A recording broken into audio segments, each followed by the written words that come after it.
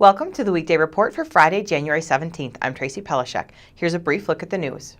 A judge dismissed 4 of the 5 claims a Kenosha woman has made against the city, trying to block the Meijer store set to go up at the corner of Green Bay Road and 76th Street. Virginia Hoekstra claimed the city didn't follow its own rules in approving the project and that city leaders arbitrarily approved the grocery and department store rather than making a decision based on facts. Judge Bruce Schrader dismissed her 4 claims about whether the project complies with city ordinances, but left in place the 5th claim about how city officials decided to approve it.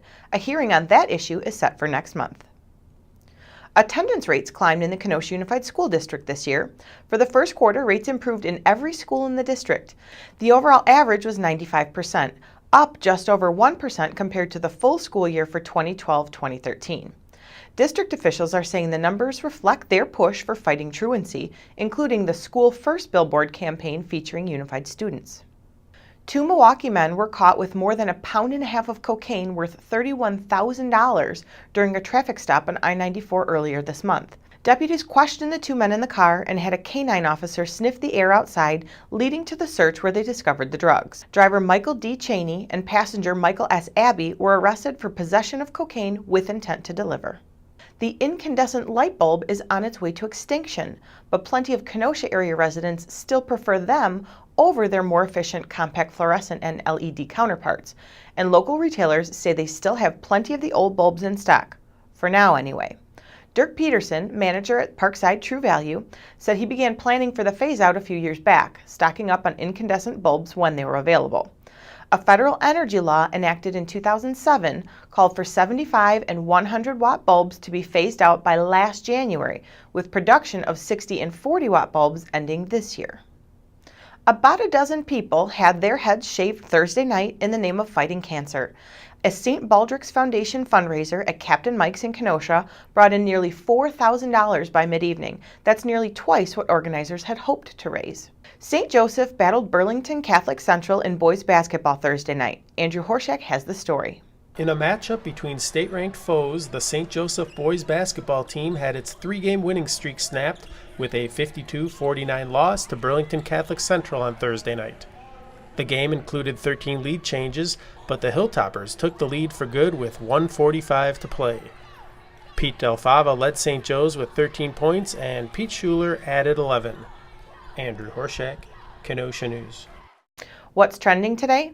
A new projection of a nearly $1 billion state budget surplus has politicians at odds over how to use the funds. Governor Scott Walker and fellow Republicans favor tax breaks.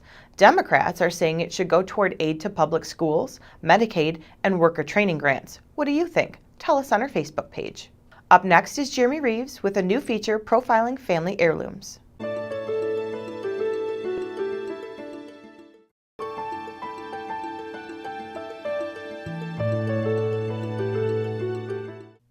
Hi, I'm Jeremy Reeves, and welcome to our new segment called Family Heirlooms. This first installment involves Kenosha resident Dolly Aiello and her father Frank Rataka's wooden trunk. In November 1913, Rataka filled the trunk with clothes and joined his mother, brother, 2 sisters, and a nephew as they left their homeland in Italy and immigrated to America. Aiello says the trunk holds great sentimental value as a valuable piece of her family's history. It now contains family pictures, sheets of music, and newspaper articles, among other things. Aiello's granddaughter, Franny Ruth, has even nicknamed it Filippo the Traveling Trunk. If you or someone you know would like to be considered for a future heirlooms feature, call 656-6290 or email me at jreeves@kenoshanews.com.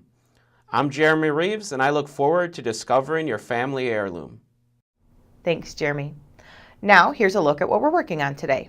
Diane Giles has a feature on the 175th birthday of Summers Community Church. And this week's Sunday Choice Package focuses on the excruciating decision to put a pet to sleep. Pick up a copy of the Kenosha News and check kenoshanews.com for all the details on these stories and more. I'm Tracy Pelishek with the Weekday Report.